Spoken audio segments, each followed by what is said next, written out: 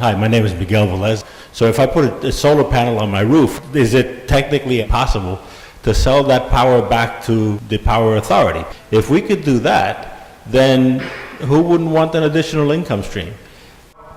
That's how the structure is set up already. You essentially get one-for-one value on your kilowatt hour. Any power you produce, when you don't use it, it spins the meter backwards, and when you do use it, it spins the meter forwards, and the goal is to get you to zero at the end of the year. So you are essentially selling power to the grid and buying it back. On top of that, you get the 30% tax credit off all solar costs. And then on top of that, you get the certificates. What Frank just described was a net metering arrangement. New Jersey has one of the best net metering arrangements in the country in terms of giving you the actual retail credit for the electricity that you're sending back to the grid. There are many states that are only giving you the wholesale credit, which is sometimes less than half of the retail credit. And there are some states that are charging residential consumers fixed fees to install solar, the basic charges that the utility needs to maintain the grid reliability. So New Jersey does have relatively progressive regulations around net metering. At Christchurch, recently, we had the roof evaluated. It's good for solar. But we don't qualify for the 30% tax credit, which you've heard about, because churches are nonprofit institutions that don't pay federal taxes.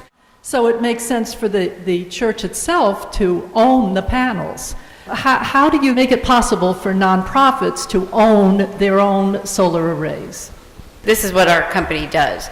But we are the company that would own the project and sell you electricity. The good news is you would buy the electricity at a discount. So that's the upside. The tax incentives around solar, they're very complicated.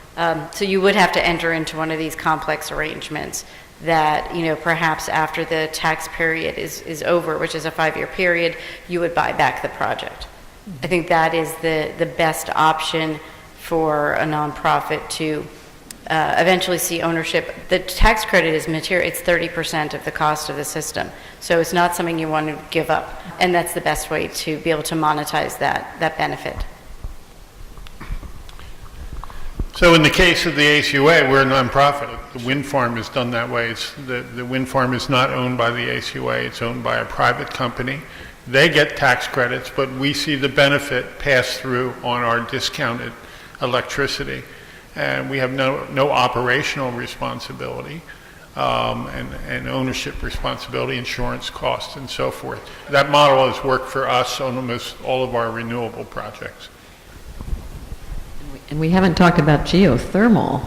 We haven't talked about geothermal energy, but that is a way to both heat and cool your home. And if you have solar panels, the electricity from the solar array can actually run your heating and cooling. So that, in a nutshell, is what we were able to do at our home when the air conditioner broke down and the furnace was 30 years old, and we decided to replace them both with geothermal. Thanks. And Marion, thank you for all your work. She wrote the sustainability plan about 12 years ago and has been very instrumental in many with a lot of help from a good team.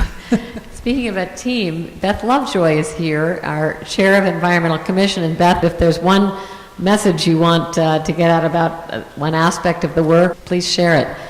I am here to push Scott Fisher's program with Seal Power. Summit entered into an arrangement with them to provide $49 energy assessments, and I had one at my house. It was fascinating. They look particularly in your attic and your basement, and then prepare the report that Scott was talking about. You get to keep the report no matter what. And over 200 residents, homeowners have taken advantage of the program to have the assessment, and just for educational value alone, I'm a big fan. But I would love to hear what communication works best for you all. I find it a continual challenge to let people know things about recycling or this kind of program. If you all have suggestions for communication, that's what I'm interested in. How do you get your information? That's a good question. And Bill?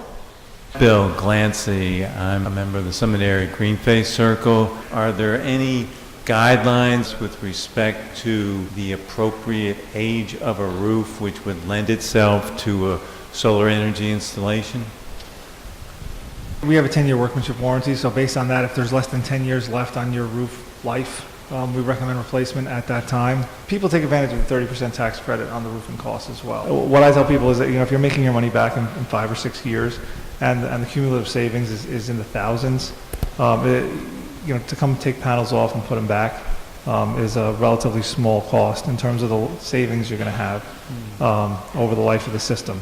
So it's not a huge deal. I do it all the time. It can cost as little as $1,000 to take the panels off and put them back.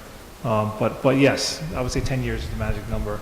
So I just want to thank Meg for being co-moderator and our great panel. We really, really appreciate the time that you've taken out of your busy days. Rick, thank you for coming on.